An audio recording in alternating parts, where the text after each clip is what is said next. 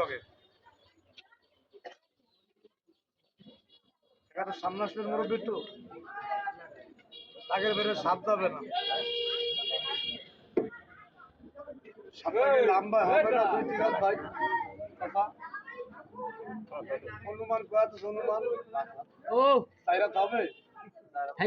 সাইরা পার হতে পারে কিন্তু মাফি নাই এরকম একটা রাত্রে বেলা যে সামনে বইরা যায় গ্রাম অঞ্চলের ভিতরে কি মাঠের ভিতরে বইরা গেলে বিলে বইরা গেলে তো পাঁচাত কইব অনুমান না হলে তো 6 হাত